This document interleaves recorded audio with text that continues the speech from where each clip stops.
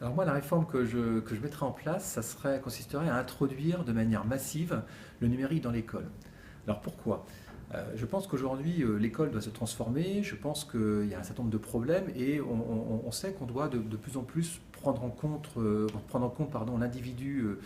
ses besoins, ses besoins de personnalisation. Et le numérique est capable d'apporter des outils en complémentarité de ce que fait l'enseignant qui vont permettre tout au long de la scolarité d'un élève, puis d'un étudiant, de lui apporter des apports complémentaires pour travailler différemment, pour renforcer ses apprentissages, pour individualiser bien sûr son parcours de formation. Donc tout ça pourrait se faire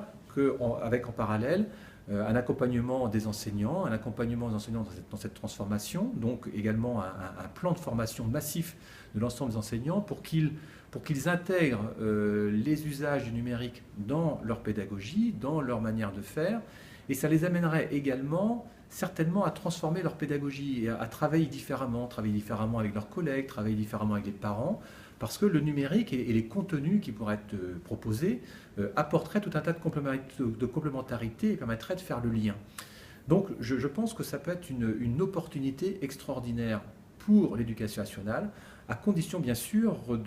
d'accompagner, et j'insiste sur ce point, les enseignants dans cette transformation.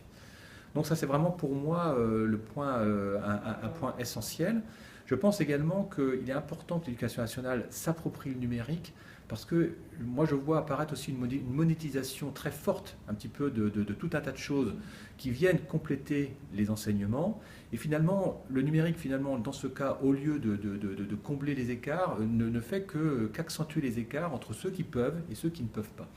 Et derrière, enfin, compléter tout ça par une force d'achat, par les conseils régionaux, par les départements, qui pourraient acheter tout un tas de contenus et les mettre à disposition gratuitement, bien sûr, des établissements, mais des parents et de toutes les parties prenantes de ceux qui sont dans l'éducation nationale et dans l'enseignement, pourrait faciliter et rendre